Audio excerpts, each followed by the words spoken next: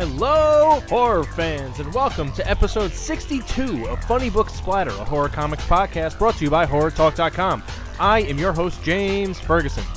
This week's guest is Clay Mcleod Chapman, the writer of Lazaretto from Boom Studios. This was hands down one of the creepiest books I've read in the past year. It's the kind of comic that will have you washing your hands afterward, and for good reason. The series ran for 5 issues, and you may be able to find them at your local comic shop. The trade paperback isn't out for a bit, but you can definitely pick up digital copies of the single issues on ComiXology or Kindle. This one comes highly recommended, folks. Clay can be found online at his official website, claymcleodchapman.com. In other news, early Funny Book Splatter guest John Lees is back on Kickstarter with the first volume of Sync from ComixTribe. This collects the first 5 issues of the series, including some extra material. It's available in both a softcover and limited edition hardcover. I backed this thing as soon as I saw it was launched, and I strongly urge you to do the same. ComixTribe always overdelivers on their Kickstarters, and they have some special giveaways planned for this very short campaign. That is it for the news and updates. Now let's dive right into episode 62 of Funny Book Splatter with my guest, Clay Mcleod Chapman. And before also we jump in, I actually realized after we set all this up, I'm like, wait a minute, we've actually spoken once before. We did a I had done like this impromptu interview with you at New York Comic Con a few years ago through Studio 451. Oh my gosh! It was you and an editor or something at Studio 451, but it was one of those. I think it's or 451. I don't remember. Yeah, but 451 Media. 451, yeah. So it was like one of those things. Like I got like all these like emails from like their PR people. Like, you want to talk to this? You want to talk to? And I'm like, sure, okay. Just I'll walk over. And then all of a sudden it was just like, here's Clay. He did this book too. And I'm like, okay. And I'm like holding like the stack of 1 issues. I'm like, so tell me about this book. Like, where did this go? Like, I just gotta throw it into my hands. I'm like, okay, cool. Let's talk about this book. Well, thank you for still talking to me, or still wanting to talk to me. Appreciate it. After Lazaretto, man, you're absolutely like this book is terrifying. So, thank you. So let's dive into that. So let's talk about Lazaretto. If you had to pitch the book to somebody, and you know, someone, whether it's convention floor or something, someone like, let me tell you about this book, how would you describe Lazaretto to someone? Oh man, well, I mean, I think if you made me do the elevator pitch, I would say it's Lord of the Flies meets Contagion. You know, you want to do the kind of the outbreak thing where it's the first day of college, you know, it's the kind of wish fulfillment of like, you know, first day, freshman year, you're out of your parents' home for the first time. Freedom is finally at your fingertips. And lo and behold, day 1 at college ends up being, day 1 of this kind of horrendous outbreak of the canine flu that is kind of sweeping the nation. And these poor freshman kids are kind of lumped into a quarantine in their dormitory. And you know, it's not long before the laws of civil society kind of start to crumble and things get pretty icky. Yeah, icky is putting it mildly. I think with this book, like there is some creepy stuff in this. Like Yeah, so that's all Jay's fault. Jay is totally blamed. I can claim no responsibility for the ick factor. Well, that's what I wanted to ask about. So, like, there's things like, I mean, you could like literally see germs on the page at times. Like, was that all Jay, or was that something like, you know, we really like? How do you get something like that on the page?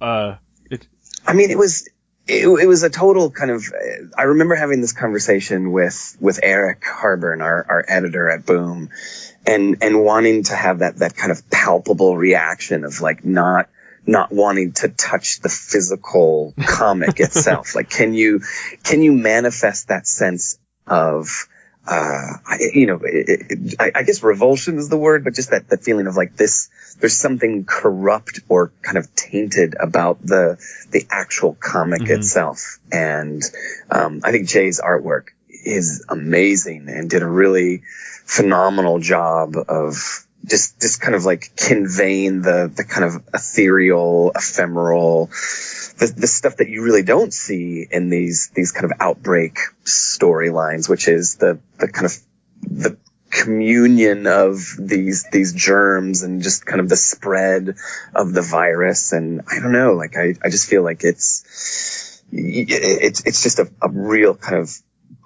I keep wanting to say gross, but it's something very tangible, physical, palpable, and it's like a visceral kind of feeling that like you get, and you get that kind of horror that creeps under your skin. But this is like literal, like like you want to take a shower after reading this book because, and not because like, oh, this creeped me out or this was really scary, which it was. There's some terrifying elements in this book, but it's like this was just so like you're like bathing in hand sanitizer afterwards just to like get the smell off or whatever, because you don't know what possibly could have been picked up. And I read this digitally, like even that feeling came across in that because it's just like you're looking at it like, oh, like I want to just dip my tablet in just bleach or something after this.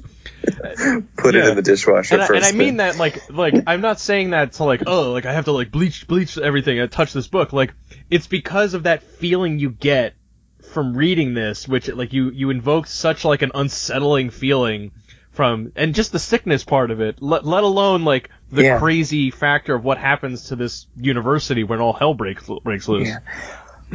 Well, I mean, not to get too lofty here, but like, if you look at some of the best horror, like Psycho, Jaws, there's always this. There's a kind of line that's drawn in the sand of like, well, I'll never take a shower again, or nope, never gonna go in the water again. And there's just like, there was a moment where we asked ourselves like, what is the one thing we can try to get to deter people to do? Like, I'm never gonna, eat fried chicken again, or nope, never gonna stick my finger in a wall socket again. Like, just, we wanted to, making the choice to say, think twice before you, shake someone's hand, or, the next time you ride the subway, like, do you really want to hold on to that pole? And like, it's just, it's not such a far cry with like the avian flu and the swine flu and every other bug that's been going around. I mean, this year alone, just the flu bug that just got passed around. Like it's astounding how like, truth is just going to be so much stranger than fiction. And, the stuff we were kind of tinkering with in Lazaretto, like it doesn't feel very far off. For better or for worse. That makes for great horror in general when it's like, it's close, but like, you could almost see this happening, and that is a terrifying thought that maybe that's like, that maybe this is real, maybe this could really, really happen, and now I'm like even more creeped out by it, Yeah. I'm such a sucker for George Romero's The Crazies. I don't know if you've ever seen that one. No, I don't think I've seen that one. It's kind of post Night of the Living Dead, and I think pre Dawn of the Dead, but it was one of those kind of in between movies that wasn't a zombie film, but it kind of played with the idea of, there is a small town in kind of middle America that everybody suddenly starts to just go, just wild and rabid, and nobody can understand what's going on, but the whole town is put under quarantine, and there's a whole kind of nod in Lazaretto where the men in the hazmat suits just kind of rush in, and that's total just copying from Romero and The Crazies, where I just wanted to kind of bow down to him and that movie, which is a total guidepost for this story. Well, now I'm definitely gonna have to look it up. I hadn't seen that one, so now I have to look this up, because this is, if that was an influence on this, like, holy crap. Yeah. Even the remake was great. Breck Eisner did a remake in, maybe 2011, or maybe earlier than that. But I would definitely start with the Romero one, and then if you're still interested, go for the remake. I'll look it up. That sounds. One thing I realize is that I have a nice breadth of knowledge for horror comics, but then every so often I'm like, I don't know if I ever had time to watch that movie, so now I'm gonna have to dig this up and spend some time with it, because so that was Romero always someone that had kind of popped out to you, and in the horror field in general? Yes. For sure. I mean, I think I bowed down mostly to the altar of David Cronenberg. Like he's probably, my favorite first and foremost. But I mean, Romero, Carpenter, I mean, just the Godfathers. Like I'll totally, cop to it. They're the best. Yeah, they did know a thing or two about scaring the crap out of people. So yeah, well, I mean, I think with Lazaretto, what we were hoping to do, and I think, you take Night of the Living Dead and even, something like Halloween, where it's, if you can kind of centralize the action to a few choice locations and don't stray too far and keep things microscopic rather than macroscopic, like you get a sense that there's something happening in the world outside of this story, but just by sheer default, you're kind of stuck in this hermetically sealed environment where whatever happens beyond, the farmhouse in Night of the Living Dead, you just you're not aware, other than like a few choice kind of news segments. And then at the tail end with the coda, like the world beyond that place does not exist. And we wanted to replicate that with Lazaretto, where, these kids are just crammed in this dorm room, and the dream fulfillment of, having this freedom and being away from their parents' gaze, like for the first time, like how amazing is that? And I don't know, like the kind of corruption that kind of takes place both on a physical level, Cronenberg level, and just a kind of mental level as well. Like I just feel like it doesn't take much, you could lock those, like take any dormitory, lock a bunch of kids in, and, I give it 2 days, 3 days max before everybody just starts to really get on each other's nerves.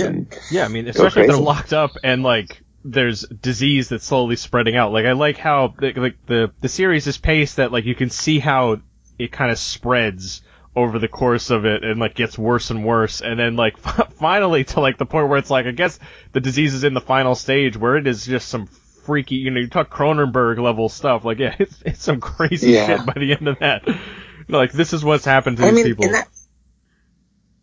It was pretty amazing because like when I pitched it to Boom originally, it was far more kind of PG-13. I mean, there was the bug for sure, like the flu virus kind of sweeps through, but the stuff that starts to happen by issue 4 and definitely issue 5, like that was, we achieved a certain kind of level, and Eric, my editor, was kind of like, well, you need to, you just need to push the envelope. You need to go further and further. And it was an interesting challenge to kind of pose to myself, to think like, well, what even is the envelope? And, not to, spoil it too much. Like the envelope tends to be, that there is a physical envelope around us all, and these kids lose it by issue 4. Wow. That's putting it mildly, I think. Now, the idea of this disease, I mean, like, it's called the canine flu here, but like, was that kind of like, all right, we've seen bird flu, we've seen, swine flu and others, we're just like, what other animal can we throw out here?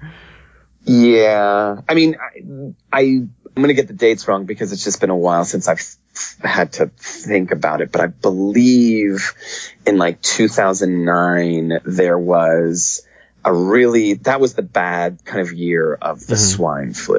Maybe it was the avian flu. I'm going to get this story totally wrong, so forgive me. But it just so happened to kind of dovetail with the beginning of the school year. So there were colleges that were, putting their incoming student body under quarantine. And it just seemed like an amazing story. Like I kept magazine articles, newspaper clippings about this idea of like all these different colleges were taking, frat houses, and like they would just become, voluntary quarantines where you would just go, no homework, just kind of like party if you wanted to. But it was just basically, sit it out until the bug burns out. And it was bad enough to kind of impose itself throughout several schools around the country.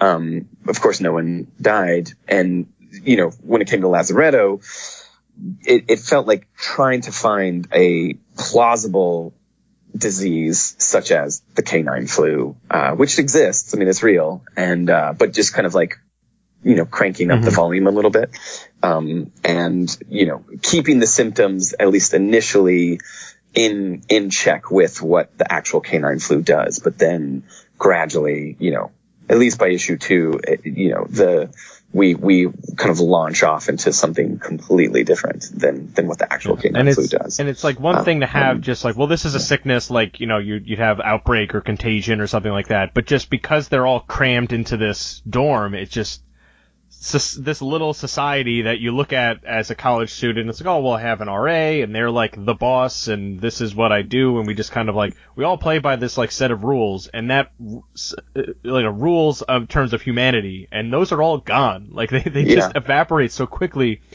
and the fact that they're all crammed into this space makes it like you have an added layer of like claustrophobia in addition to like your germaphobe kind of aspect to it. Like, you're just building on all these, like, this is like probably like a therapist's, like, wet dream of just reading all this, of all the crazy things that are in there. Oh, God.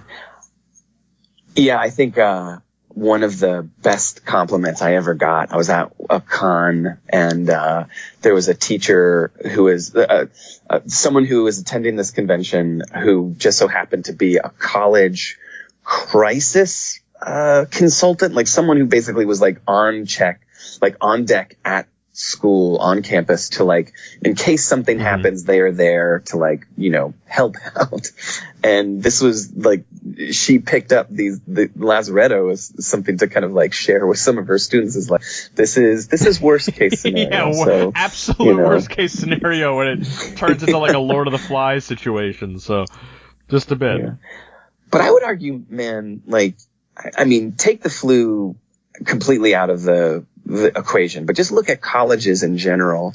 And I actually, I mean, maybe I'm just speaking specifically to what my college experience was like, but I feel like when you get a group of young adults who are, at the, at least for gentlemen, they're kind of at the tail end of their hormonal peak, throw a lot of the rules out of the window, and then add a few new kind of self-imposed rules. I don't know. Like, it's like school, like college could be a really dangerous place. Alcohol, throw alcohol into the mix, hormones in the mix. Like, it's just it can be, there's a lot of vulnerability and a lot of, volatility. And I feel like you add all these combustible elements together. And that's one thing. Then throw on top of that the quarantine and the flu virus, and then it's just like gasoline to the fire. I think that's exactly it. Like you're these young impressionable kids that are getting, I think you said before, like their first taste of real freedom, and like when you're thinking, oh yeah, they're gonna go out, they're gonna party, they're gonna do this or that, and experiment and all this stuff, and then it's like, no, now they have to like literally fight for their lives. And I think putting them in that, like, the idea that if they don't make it out of this, it's like this young life that kind of gets like squashed before it has, like, it makes it, it's like a little tragic, but at the same time, like, and like a little heartbreaking, but like, they need to fight, because it's like, this is the first time like you're getting out. It's like, if you're going to squander this or get it, let your life kind of roll over now, is like the worst possible time for this to happen to you. Yeah. I mean, I always found it crazy that people would be like, oh, college, those are the best years of my life. And I just love the idea of like, this is where, you take the best years of your life and you really just kind of, I don't know, just light them on fire. Like What was the experience like with Jay, your artist on the book? So was is this the first time he's had work out here? Because I feel like I thought it said like introducing Jay. Is that correct?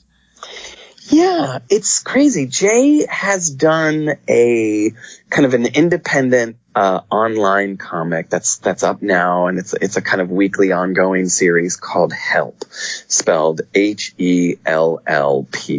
I see what he did there. And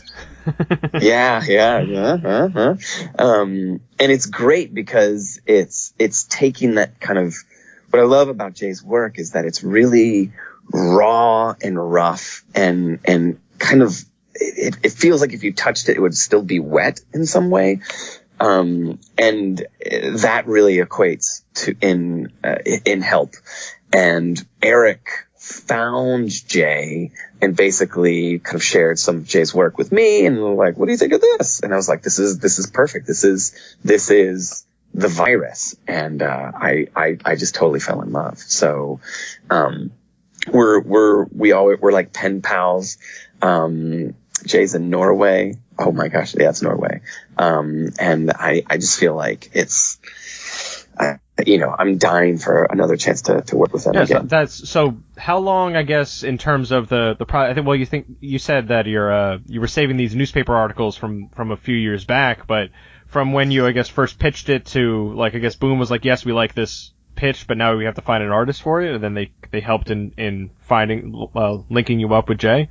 Yeah, Eric found Jay. Boom was responsible for playing Cupid there. And, I mean, pretty much Lazaretto was all of 2017. Like I started pitching it, kind of talking through the idea, I guess, in maybe like late 2016. And like we got the go ahead in early 2017. And I just launched into writing the 5 scripts, and Jay hopped on shortly thereafter. And, gosh, by September, issue 1 came out. So it happened very quickly. And I felt like that worked to our benefit, because just to kind of live in that world and kind of keep the clock ticking in that way. Cause each issue just had to really kind of build upon the last. And, it was better to kind of do them in sequence. And, I basically wrote them all within kind of quick succession of one another and didn't stop. Cool. Now, yeah. I mean, it's tough to talk about this book, I think, without comparing it to some extent to, like, Lord of the Flies. Was that, it's you could see a lot of parallels. Was that? Yeah. I don't want to say like intentional, but like, I guess, do you like bristle? Yeah. Oh, it was totally intentional. I totally. No, I hate that people describe the book that way, but like, yeah. So that's all right. That's good. I'm glad. Yeah. I love that book. That book to me is my Bible. Like, honestly, like I come back to it. I've come back to it a couple times in things that I've written, and I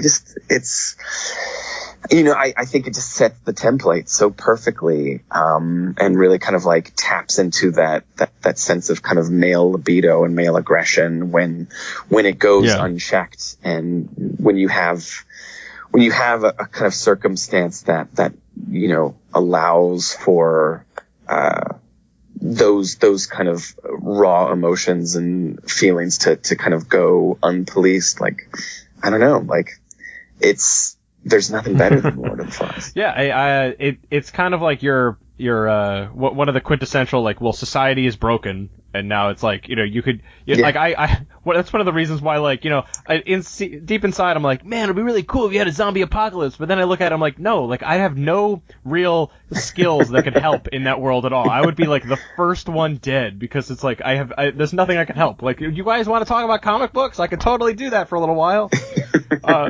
No help at all. So, I guess I have to, I'll have to admire zombies and stuff like that from afar and not participate. Always have a zombie escape plan. There's another book called High Rise by J.G. Ballard, which was actually adapted recently into a film. But the novel, High Rise is another kind of influence. So, I basically feel like this is a kind of homage to Lord of the Flies and Ballard's High Rise. If, you add a little bit of outbreak on top of it. Yeah, that's, I'm just thinking, just sprinkle a little bit on top. Just sprinkle a little bit of outbreak. A little bit of this, a little bit of that. What was like the response to, the book, aside from the crisis teacher that you encountered? I mean, were people like coming up to you with like the surgical mask on and like rubber gloves if they asking you to sign their book? I mean, I feel like this is a really dark comic. Like I mean, I'm sure there is darker, but like it's always kind of a pleasant surprise to see how people react to it, and feel like there were a few things that I learned as the comic went on, the series went on. And, it's only 5 issues, so it's really short and sweet. But like issue 1 was a tough sell for a lot of people because it's like not a lot happens until like the last few pages, and then everything happens. And then it had to be enticing enough for you to come back to issue 2, which suddenly kind of like really kind of roots you into the world a little bit more. I almost feel like issue 1 is kind of preamble. So it tended to be a line in the sand. Like if you didn't like the slow burn of issue 1, I feel like it was going to be difficult to kind of bring you back for the subsequent issues. But, I was always kind of, taken aback by how, like, people would be like, ooh, too much, too dark, too, like, it was just too, whatever it was. And, by drawing that line in the sand, I think, like, what it does is you realize who this comic is for, because those people really, like, they really got into it. And it was kind of, I don't know, like, it was amazing. Like, and this is a very small group of people. This is like niche upon niche here, but I don't know, like, I would rather, find 10 people who this is their number 1 comic versus like 100 people where this is their, like, I don't know, 50th comic. Well, I think I definitely fell in that bucket because, like, this was a book that, like, I didn't really have, like, any preamble or anything for. It was just like, okay, like, what's coming out this week? Let me see what this is. And I'm like, all right, like, I had no, like, preparation for it. And then I kind of dove into the first issue. I was like, oh no, there's something here. Like, this is, like you said, like, everything kind of, like, gets nuts at the end of that first issue. And it's like, there's, like, I don't know where this is going to go just yet, but there's something really cool here that, like, we have to see where this is going to go because it's going to go off the rails. And then it totally did. Like, that was yeah. Yeah, it's hard. Like, I mean, like, I appreciate that, every Wednesday there's like a whole slew of new comics that come out, and like, what is it going to take to, like, get people enticed? And, I feel like this is like the little comic that could, and it's not going to be for everybody, but I don't think it really sets out to be for everybody. Like, I'm kind of amazed that it's for anybody, cause it is this really, septic thing. And I don't know, like, there's very little optimism in it. And that's a tough thing. And, I don't know, like, I have to be a firm believer that it's one of those comics that will find its audience over time. And it's been the word of mouth, and the kind of, the only legs that it has is based upon people saying, like, hey, you have to check this out. Well, I think that'll, when the trade comes out as well, I think that'll help because there's people that'll just probably pick that kind of stuff up. But I think the horror genre specifically is something where I feel that audience tends to be, I don't want to use the word more forgiving, but, like, more open to trying things, where it's like, here's something, like, if you pitch it before, like, oh, it's like Contagion, but, like, on a high school, on a college campus or something. It's like, people kind of, like, wrap their head around that, and then it becomes, like, an easy sell, like, yeah, all right, I've seen that movie, I understand, I like that, let me give that a try, and then all of a sudden they're into it, and then, and then they tell 2 friends, and they tell 2 friends, etc. Totally. Yeah. And I think that will be easier with the trade, because when you can read it in one sitting or one kind of fell swoop, the compulsion to kind of forge ahead is there a little bit stronger, where, I really think the biggest hurdle we had was the kind of gap between issue 1 and issue 2. If you came back for issue 2, you were going to go for issue 3, 4, and 5. Like, but it was really just like that burst, kind of like, am I going to stick with this? I don't know. Yeah, I guess there's always that drop off, which is, tough for anything, especially with a miniseries too. Like, I read all these, like, horror stories of people, and it's like, well, the issue 1 sales are X, and then it just goes down. Especially, and then you add in, like, all right, Boom is a smaller publisher, it's not a cape book, it's all these things working against it. But I feel like, like you said, a little book that can certainly add up. Yeah. Fingers crossed. Have you looked at like, I guess, germs or hygiene differently after making a book like this? Or is this something that, like, are you any sort of, like, germaphobe too? Because from what I see for a lot of horror books is that people make these kind of stories to kind of come to grips with a fear or phobia that they have. Yeah. I am going to admit that I am the father of 2 little boys. One is 2 and one is 5. And now that they have entered into the school system here in New York City, they bring home a new virus or a new bug every other week. And it is astounding. Like, I always kind of assumed that I was pretty hale and hearty, but then lo and behold, like, our youngest came home with a runny nose, in fall, and like that bug stuck around for months, and we just couldn't shake it. It's a resilient petri dish that is a kid in a daycare center or something. I'm in the same, almost the same exact boat. Yeah, my oldest turns 5 tomorrow. My youngest, 2 boys as well. My youngest is 2.5, so. They're just, and then they'll pass germs back and forth, and then you just see stuff, and you're like, no, don't put your mouth on that. Like, why would you do that? Like, this is why you get sick. Yeah. No, it's true. And I mean, like, I feel as if they have opened my eyes to germs in ways that, they've never been opened before, as is my body. And, so I think, like, the germaphobe has kind of, it's in me now, and it definitely helped assist with writing Lazaretto. Yeah, they'll. If you're not acquainted with germs or like that aisle of the drugstore, you'll become very acquainted with it and looking at like all these different symptoms or like snots coming out of where, and yeah, it's tough. Yeah, but so I guess aside from we talked about Romero before, but do you remember like your kind of gateway into this genre? Was this something you were always interested in, or did you of get into it later on in life? No, I've totally been. I mean, like I remember reading King for the first time, and of course he's the gateway. Mm-hmm. Leads to Poe, which leads to Lovecraft, or maybe Lovecraft to the Poe. But I feel like I had that babysitter who put in that one movie that she probably shouldn't have. Which I think was actually Saturday the 14th, which is not a great horror movie. It's one of those horror spoofs, but it totally, for a kid watching that, it was terrifying.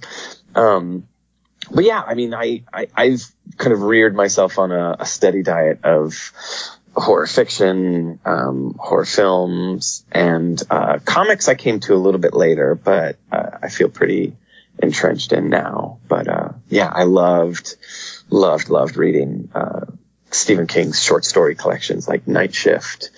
That was to me like just Skeleton Crew. I still have my dog-eared copy of that. Yeah, it's amazing in speaking to so many horror comics creators how like the same kind of influences seem to like pop up, and part of it is a generational thing, but like it's like all right, if you're like this age, you like Stephen King. If you're this age, you like Goosebumps. If you're like I don't know what comes after Goosebumps yet, so like that'll be the next crop.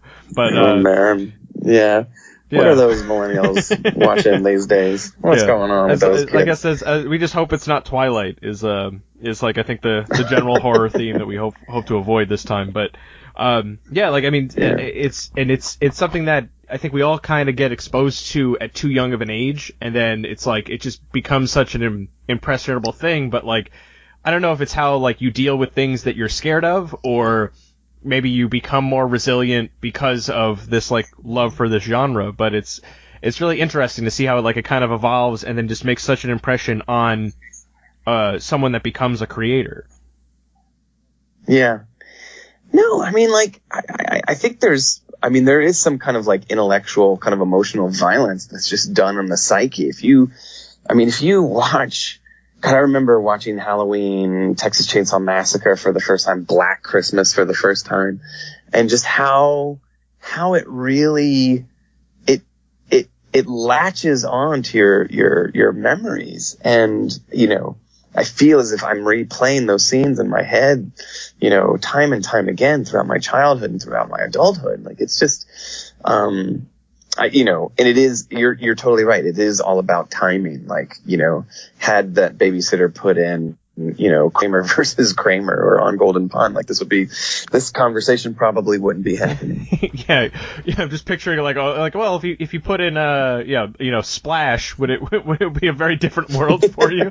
It would totally be a different world. And I mean, there's still room in my world for something like Splash. Like, I think, but it is amazing how, it is those kind of those foremost kind of foundational films that you find or you're exposed to, and that just kind of sets you on course. Like, that's how, I feel like the first horror movies I was really exposed to were the Friday the 13th movies, and while I look back at them and they're dopey and silly and it's formulaic, but I will always have a soft spot in my heart for them, because it's this was kind of my first introduction to it, and while it's silly, it's fun to watch. There's a place for it in that how ridiculous it can be, watching this maniac, slice people up or stab them through, stab two people together like a shish kebab or something. But no, totally. I mean, I have my soft spots for Friday the 13th, and those are terrible movies, but it's, in its own way, what it is that you watch them and you're exposed to them and you kind of experience the film and whatever traumas they kind of bring up. But at the end of the day, it's the film that you make in your own imagination, in your own mind, with those characters that the lingering after effect or aftershock of a Nightmare on Elm Street is far more damaging than I think the actual film itself.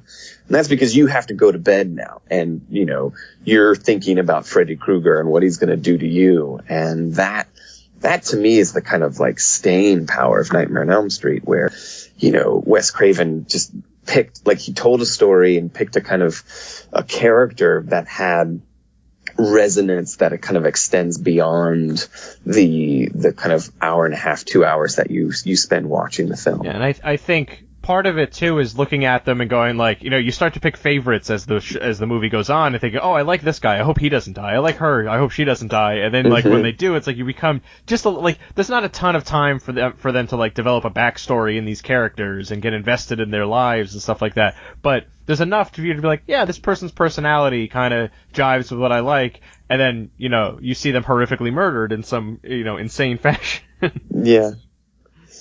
Yeah, there's the one character quirk you get, right?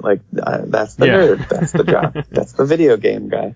But, at the end of the day, maybe there's something kind of abstract about those characters that you can kind of see something in yourself in one of them. And you are the X, to Freddy Krueger's Y. Now, you've dabbled in other horror comic stuff as well. I think Self-Storage was the other one you had written before, right? So yeah. So you've done some zombie stuff. You have this kind of germ outbreak kind of thing. Are there other areas of the genre that you want to explore? I've been lucky to kind of dive into the Marvel world. They had me. I've written a few things for them, and it's always nice because I get to do their kind of creepy issues, which is always fun. They had me a few years back. They had the Spider-Verse series, that event, and they allowed me to kind of reboot the Peter Parker origin story as if it were a horror movie, like a Tales from the Crypt kind of style version of Peter Parker getting bit by a radioactive spider, and with great power comes great responsibility. But what if you told that story, the same story that we all know, but tell it as if it were, a monster mash? And that was awesome. And I got to do something similar with their recent Venomverse series that they just did, where I got to pair up Deadpool with Venom for a little romantic story between those guys. So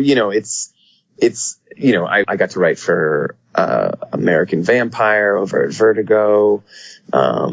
I hop around wherever the opportunity kind of takes me. So it's been, I feel very fortunate. Cool. Yeah. I always feel like that's the dopey interview question to be like, well, all right, you did all this work and we're here to talk about this book, but like, what else you got? What else you got coming down the line? But it's, it's a good, reputation to have if someone like if a company like Marvel's like, we're gonna do something creepy. Can you come in and do this? Like, we want to do a creepy spin on this character. You know who we should call? Who can do that creepy thing? Clay's our guy. Yeah, we want to do something weird and creepy. Let's get in here. Yeah. If they keep calling, I'll know I'm doing something. Yeah. Right? But, we'll see. It's a good problem to have, I think, but. Yeah. No, I'll be the creepy guy. Marvel needs a creepy guy. I will be the creepy guy. Well, look, they're rebooting a ton of stuff, so hopefully you get, they'll just do a whole I feel like every 5 or so years Marvel realizes we got all these monsters. Like, what are we gonna do with this? And it's like they try. It's like they're like playing with toys. Like I always picture there was this bit on an Eddie Izzard comedy special where it's like, I don't know, he plays with like a toy that he doesn't really know what to do with, and he's like, all right, I'm done, and like. That's how I feel like Marvel sometimes treats their monsters, but like when they can do it, Morbius and Man-Thing and all these like really cool monster characters, and it's just like, totally. Roll those out, like what DC's done in the past with like Swamp Thing and stuff like that. Like DC I think has been like covertly making all these like horror books for a little while now, and every so often there's just like, you'll drop like a demon story, or there's a Ragman book right now. There's all these like cool things that are playing with horror, and I'm like, can you guys just do more of these? Like, do these all the time. Yeah. This is awesome. And Marvel, totally. I really need to see more of their stuff there, because like I think the last one they had was like I think Frank Barbieri did a Howling Commandos book, but it was like with like Morbius and like a couple of the monsters and stuff like that. I was like, this is awesome. This is a really cool idea. And then it's like a 5-issue miniseries that kind of just evaporated, but. Yeah. Well, if you know some people over there, start sending them. We need more monster books. I know. God, please. Yeah. Your lips to Marvel's ears, right? Yeah, it's an untapped market, I think. So, I mean, the one, I guess, good thing is that that's kind of like this almost untouched area from the big two that all these publishers like Boom, like Image, like IDW can kind of like dabble in the genre stuff and just blow it out. So there's all this like really cool stuff that comes out of all these indie publishers now. Yeah, no, it's true. I think, I don't know, I have to kind of take a breath and really kind of like scan the horizon, because I feel like there's way too much stuff out there. And, I feel like Aftershock and Black Mask, Vault Comics, like there's just so many that are doing now. Vault, I can't believe, like every Vault is like making a coup on the industry or somehow by like snagging all this impressive talent. It's nuts. Oh, so cool. Yeah. It's a good time to read horror comics, I think. Yeah. So I think, it's definitely keeping me busy. So it's, it's a good problem to have. I'm not sitting here complaining, but there's too many comic books to read. Exactly. This is hard. But fortunately, yeah, like I said, good problem. I think that we're in like a nice kind of, renaissance of horror, in this industry. So I'm happy to see books like Lazaretto, pop up to make such a splash out here. Well, thanks for sticking with it, man. Yeah. So look, I think like the trade is still on the horizon, but all the single issues are out now. You can still get all the entire series on ComiXology, and it's well worth checking out, because this like any sort of germaphobe or like look, we've been talking about this thing for like 45 minutes now. It's like it's a creepy book that like really. I don't know if I say gets under your skin, but gets like on your skin. Like it's something like you're gonna feel this for a little while. You're gonna be a little creeped out by it. Like you said, you're gonna like, are you gonna shake that person's hand, or are you gonna hold that subway pole? Like, yeah, those are things you're gonna be thinking twice about, carrying around some extra hand sanitizer after reading this book. Yes. So it's stock up on the Pure L. So, Clay, this is a blast, but let's where are the best places for folks to find you online? I have a website. It's claymcleodchapman.com, all one word, which is CLAYMCLEOD Chapman, claymcleodchapman.com. Cool. Yes, and that'll be the best place. You can find works and I'm sure links to socials and stuff like that on there too. Totally. Yeah. And I'm on Twitter and Instagram and Facebook and all those fun things. Cool. So I'm out there. Yeah, but I'll make sure when the trade is released later on this year, I think I'll highlight it as an update on the show too, because awesome. Yeah, if you are a trade waiter, to get your hands on this book. Like I can't stress enough. This was like a real standout of last year, bled into this year, but like awesome stuff, man. So I'm glad we had a chance to talk here. Hey, thank you for having me. Really appreciate it. Cool. All right. So this wraps up then this episode of Funny Book Splatter. I've been James Ferguson with my guest Clay Mcleod Chapman. You've been listening to Funny Book Splatter, a horror comics podcast brought to you by HorrorTalk.com. We've been bringing you the best in horror since 2002. In addition to comics, we cover movies, TV shows, books, and video games. We've got news, reviews, guest features, interviews, unboxing videos, and much more. Be sure to sign up to Steve's Deals newsletter to increase your horror collection without breaking the bank. Check us out at HorrorTalk.com and at HorrorTalk on Twitter.